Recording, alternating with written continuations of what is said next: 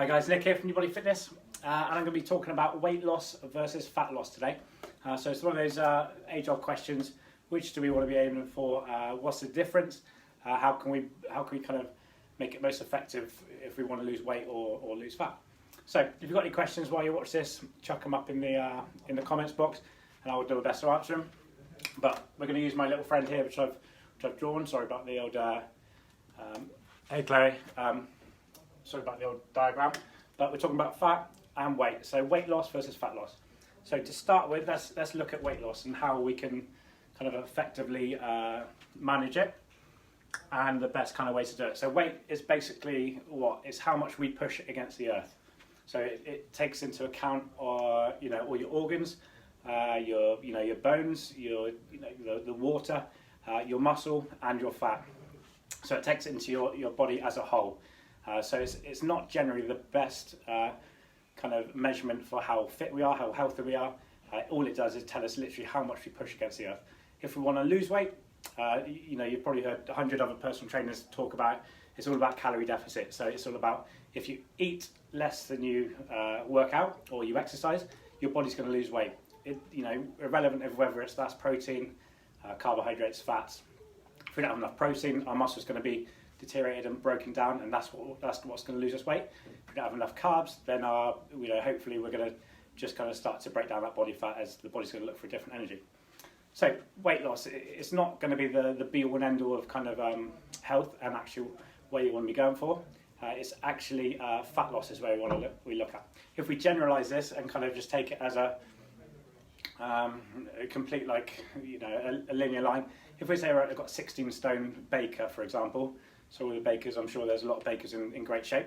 If you've got a 16 stone baker compared to a 16 stone rugby player who plays for England and all that type of thing, if we look at their body composition and whether they're healthy or on point and kind of effective at what they do, you're probably going to look at a 16 stone rugby player. Professional rugby player is going to be a lot healthier inside and out than someone else that just weighs the same amount. So weight versus fat. So weight loss, fat loss is the one we want to be looking for. That's going to determine how healthy we are, what our body's made up of, what we look like when we get to the beach, and how long we live for, basically. It's all to do with that. So there's two types of fat in our body. We've got visceral fat, something called visceral fat. I don't know if you've heard of that before. And then we've got something called subcutaneous fat. So visceral. Let's start with subcutaneous because that's the one that helps us makes us look good, basically. So subcutaneous is this layer of fat. Let's go green. That runs underneath the skin, all around the body, everywhere. So the thing that's on top of our muscle is between our muscle and our skin. That's subcutaneous fat. That's the one that if we lose, then we start to look good. Our muscles kind of get defined. We get that toned look, that type of thing. The other type of fat that we've got is visceral fat. That is fat all around the organs that keeps us kind of keeps the organs safe, things like that, and it builds up inside the actual internally, underneath the muscle, underneath the subcutaneous fat, and this is the type of fat that if you overindulge in alcohol or kind of sugary foods, or don't get your fruit and vegetable, or just overconsume calories for a long period of time, that's where you're going to get this build up of visceral fat, which actually can lead to heart disease and kind of a lot of other nasty things that we want to stay away from. So what happens when we exercise? So the good thing is visceral fat, the baddie, is the first type of fat that's going to be used up when we start to exercise. So say you're a couple of weeks into a plan, that the body's going to start to break down that visceral fat, making us healthier from the inside out, before it starts to get to that subcutaneous fat, which is on the outside. So this stuff here starts to get used up as soon as we start exercising, as soon as we start to eat some single ingredient foods, some fruit and veg, as soon as we start to deteriorate, as soon as we start to bring down our alcohol levels, as soon as we start to stop those sugary foods, our body's going to start to use this visceral fat up and make us healthier. So we can start to rub this stuff out. So it's not completely gone, it'll never be completely gone, but it starts to decrease. So even if you don't get into, even if you don't want to look, 10% shredded on the beach, but you just want to get a bit healthy and live a bit longer, any type of exercise, any type of good kind of food nutrition plan is going to be a great thing to go for, because it's going to help that visceral fat, the inside, you know, be a bit healthy. It's not all about what you look like on the outside. Subcutaneous fat. Then we can start to look at, right, okay, we start to break down the inside. How can we start to look a bit better on the beach? How can we start to you know, be a bit leaner, that type of thing that everyone's kind of chasing. So that's when we start to have to look at our nutrients and how we actually exercise with the body. So it's all well and good just being in a calorie deficit, which is going to help us lose weight. Fantastic. You know, we're going to start, you know, if we're not taking enough energy or calories that the body needs, then the body's going to look for a different way to use that.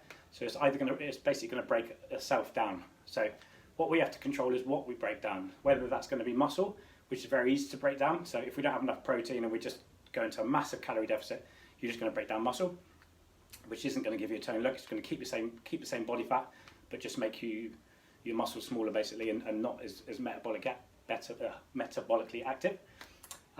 So what we have to do is make sure our protein is at a good level. Easiest way to do this is I kind of use is 2 grams per kilo of body weight. So if you're 60 kilos, you know, aim for about 120 grams of protein, just as a baseline. Next up, we need to kind of change the energy source that our body's going. So if you think of the body like a car, our carbohydrates and, you know, our sugars that we're putting into it is like that instant form of petrol. So the body's going to go to that straight away. So what we want to do is start to take that petrol out of the car and start to use it from, you know, what we've got stored already. So that would be our body fat. So our body fat is another form of energy.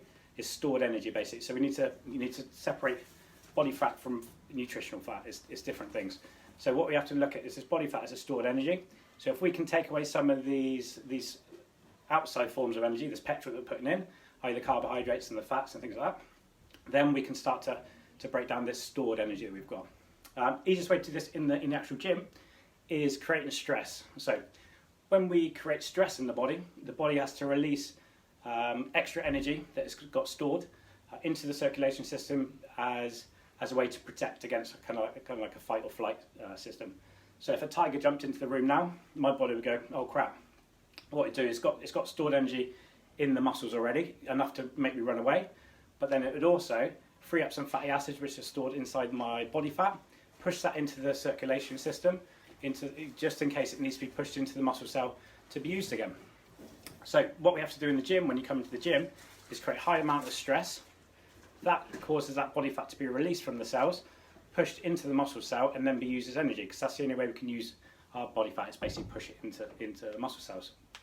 So things like HIIT training, resistance training, you know, these hardcore kind of circuits that you can kind of do as well.